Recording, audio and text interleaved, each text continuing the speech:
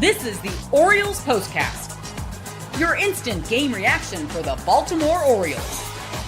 Part of the Locked On Podcast Network, your team every day.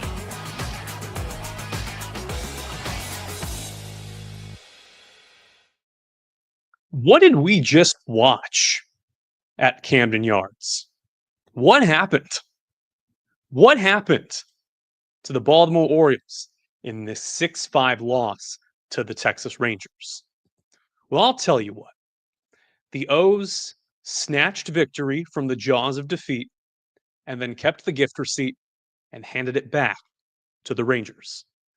6-5 the final in 10. The O's fall to 10-9 in one-run games in the 2025 campaign, and they fall to 1-3 in extra innings. No walk-offs to be had from this incarnation of David Rubenstein's Baltimore Orioles. Last walk-off win, by the way, September 19th, off the bat of Anthony Santander. We miss you, Tony Taters. Welcome on into the Baltimore Orioles Postcast. This is streaming live on YouTube, as always. I'm your host, Luke Slabaugh. It's available on demand after the fact and wherever you get your podcasts for free. So thanks for tuning in. If you're coming on next day, if you're venting in the comments section, by all means, thank you for joining. What this loss comes down to is by far the sloppiest defense and lack of composure we have seen from the Baltimore Orioles all year. This is what you'll be talking about. The most clunky, butterfingered, uncoordinated botching of a baseball game that could have happened given the circumstances. And we will work in reverse, starting in the 10th inning to where everything really went wrong. Tie game 5-5, top 10. Josh Young up at the plate, Evan Carter's the ghost runner, and Sir Anthony pitching really good action on his sweeper, maybe a little bit too much. Gets Young to strike out on a sweeper low. Then on a 2-2 count to Sam Haggerty, who ran wild on the O's tonight. A wild pitch. Carter, the ghost runner, moves to third base. Gary Sanchez working behind the plate. Alleged catcher trying to backhand pick a splitter in the dirt. Not even the great ones do that. The Maverick Hanleys, who are glove first, or Adley Rutschman, get down on your knees and have that go in front of you. He doesn't have the acumen for that. So a ground ball to Jackson Holliday, same at bat. Holliday fires to Gary Sanchez. Throw beats Carter well in advance. And Sanchez tags him out. That's the call on the field. And then looking at the replay, good Lord, not even close. Carter's hand, his oven mitt was in there, well in advance of any tag on his armpit. Makes it a 6-5 ball game. And luckily, the damage was stopped there. Another wild pitch by Sir Anthony and another stolen base by Sam Haggerty. As we go back into the 8th inning, we'll talk a little bit more about that. Ezekiel Duran also walking and stealing on the O's pitchers, who, just bottom line, forgot or chose not to hold runners these final 3 frames. Mind-boggling given the circumstances and the one-run game at play. Bottom 10, you know what happened. Luis Vasquez is the ghost runner at second. Cedric Mullins lays down a good bunt to move him over, and then nothing. Dylan Carlson strikes out on a foul tip for a changeup well out of the zone, and Jackson Holliday flies out to right. Holliday, by the way, starting the game in the most inauspicious way, grounding out on the first pitch and ending it with a lazy fly ball to right. Hard to believe, though, that the O's had a lead going into the top of the 8th inning. And we are working backwards. We'll talk about the offensive performance, the breakout against the Texas Rangers in the 7th inning, a great bottom of the 7th. But first, what Gregory Soto ended up doing with that 5-4 lead in the top of the 8th. And that is the subject of tonight's Turning Point. Time to reveal where the game was won or lost. It's the Turning Point. And the frustration comes out of just genuinely bad baseball. Sam Haggerty walks to lead off the inning, and an out later, he steals second base. The ball low, the pitch low from Soto. It gets by Gary Sanchez.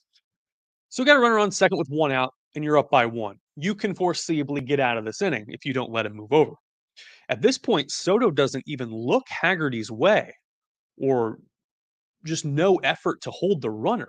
And Haggerty on the next pitch steals third base, gets a great jump and a good throw from Gary Sanchez can't get him. So one out, and now you got a runner 90 feet away from home. What do you think's going to happen? Jonah Heim at the plate.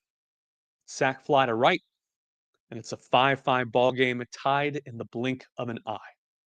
Soto strikes out Wyatt Langford on a slider to end the inning. And this is American Legion stuff.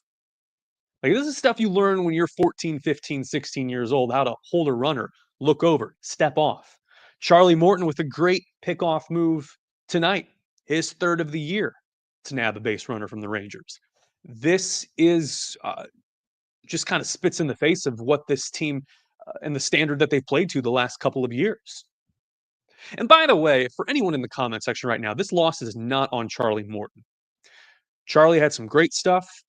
He got tagged in one inning, but the curve was doing great, over 3,200 revolutions per minute at some points, the highest average spin he has in major leagues, right in front of Clark Schmidt, the Yankees right-hander that the O's know all too well, and good life on his changeup in the early innings, with that fastball playing sometimes at 96 or even higher than that.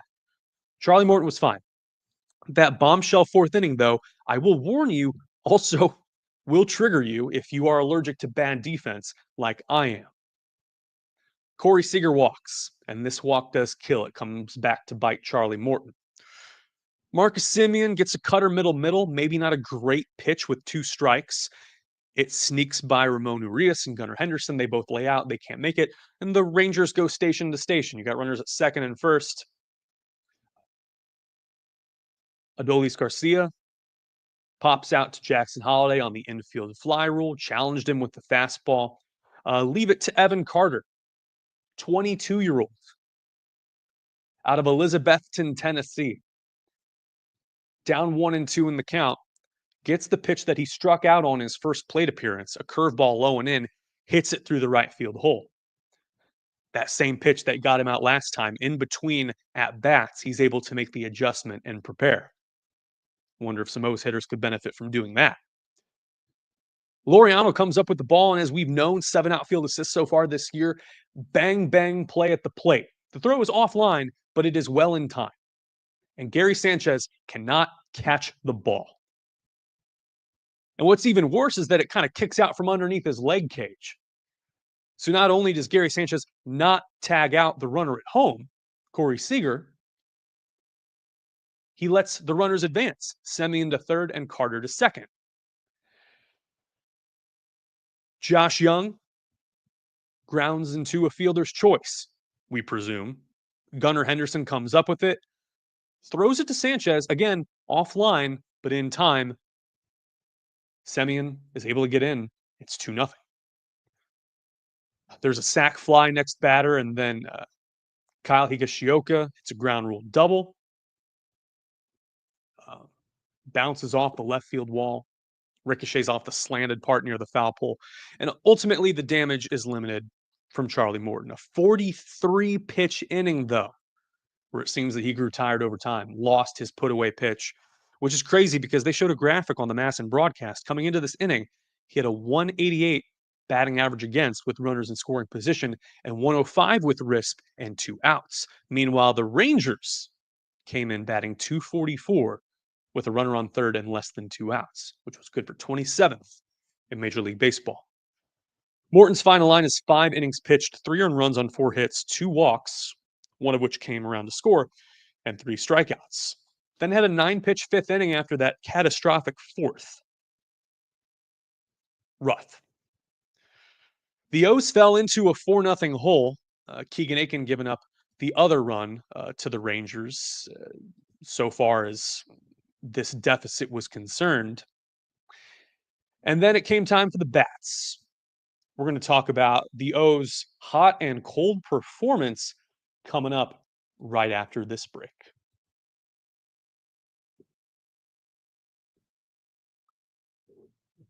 We got a new sponsor on the show, and it's Rugiet.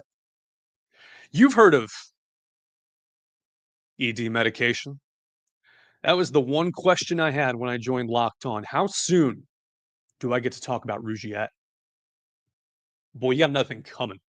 Men. This is for the demographic of men. Heard of Viagra, Cialis?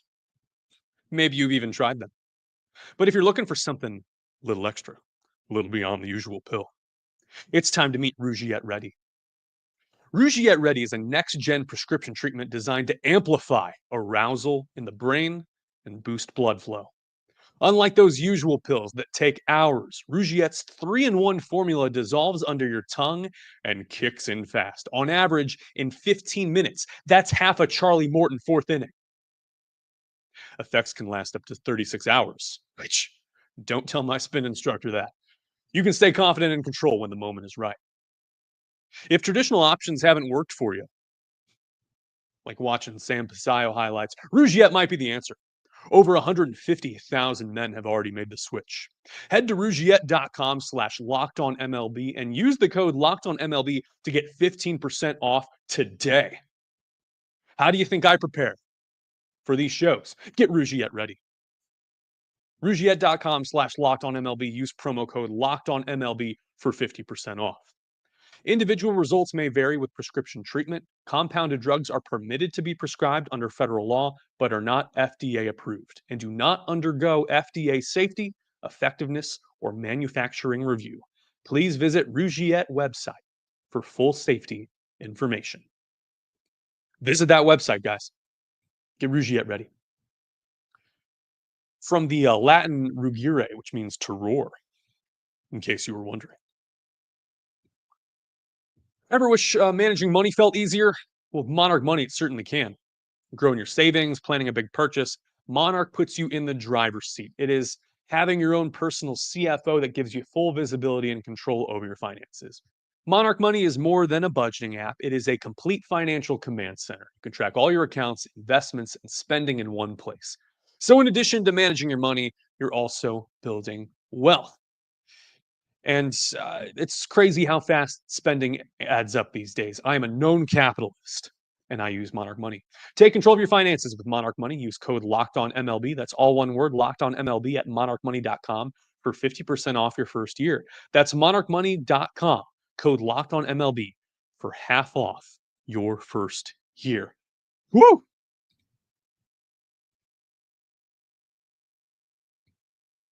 ED and money, what more could you ask for? There's a joke that I'm not allowed to say. All right. The good thing about the O's, at least in terms of the plate approach, was that they had a goldfish memory, uh, wiped it, and moved on. They go from being no hit through 6 innings against a figure that I'm told his name is Jacob Latz. Jacob Latz, 29-year-old left-hander, going no hit by Jacob Latz for 6 innings to being down 4-0, to launching back-to-back-to-back jacks and claiming a 5-4 lead. If the O's had gone on and won this game, we could point to the bottom of the seventh as a great renaissance and momentum booster for this season. And sadly, no, the Rangers force a rubber game tomorrow night. Ramon Laureano, facing Latz from Lamont, Illinois, hits a leadoff single. 2-2 changeup, low and inside, 74 miles an hour off the bat to center field. Again, meaning that it is not so much the velocity that the ball travels off the bat, but where it is placed. Hit them where they ain't, per Yogi Berra. Gunnar Henderson then walks. The strike zone starting to be squeezed a little bit on Latz. Ball one, ball four, could go either way. So for the first time, you got a really good scoring opportunity. You got a runner in scoring position. And that is when Bruce Bochy decides to lift Latz. Doesn't want him to go up against Gary Sanchez, who is brought in to torch left-handers. So 39-year-old former Red Sox legend Chris Martin gets the ball.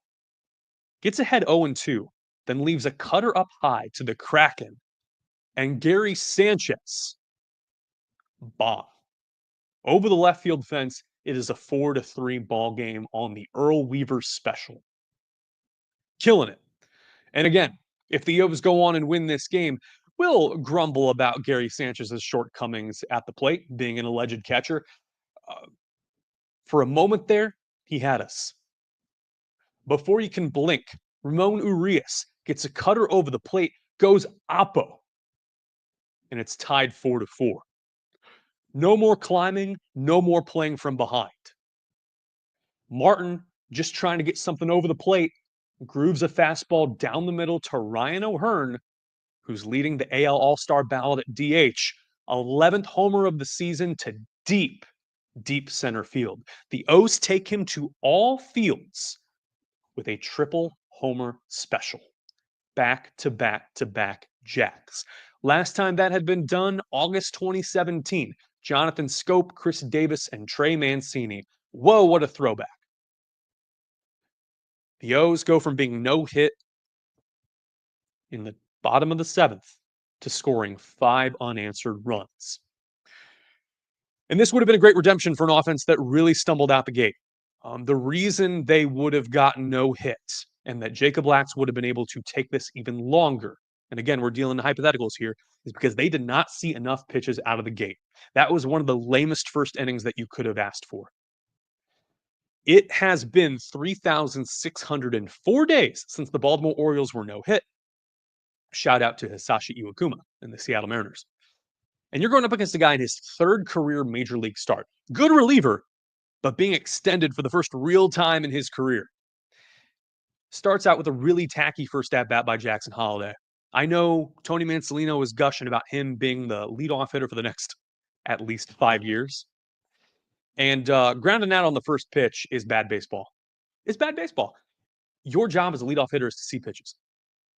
And he and Gunnar in particular, there's a Kobe Mayo example I'll bring up in a second. That is not a leadoff hitter. You hit it 107 off the bat, congrats. It's right at the second baseman. Hard hit rate does not mean a thing if you're eating right out of the pitcher's hand. 8 pitch first inning for Lats. What are we doing? Bottom 3, Kobe Mayo. First pitch of the inning, just kind of this duck snort fart to right field that's caught. Again, 32 pitches through 3 innings against a 3rd-time major league starter. It appears that the O's had learned nothing from their start against Will Warren, who was grooving, fastballs earlier, challenging them with fastballs early. And so their eyes light up. They try to swing. They roll over on a bunch of stuff. But if I wanted to watch people roll over, I would have tuned into the Westminster Dog Show. American Kennel Club needs money. And this ain't it, man. That Clark Schmidt almost no-hit bid as well also looms large in the recent memory of this O's offense. Good news for Holiday is that he's got, again, short memory, learns from it. Bottom 4, 8 pitch at bat, so much better working from 0-2 to 3-2. You can learn a lot by taking the pitch. Again, the offense's job is to extend an inning.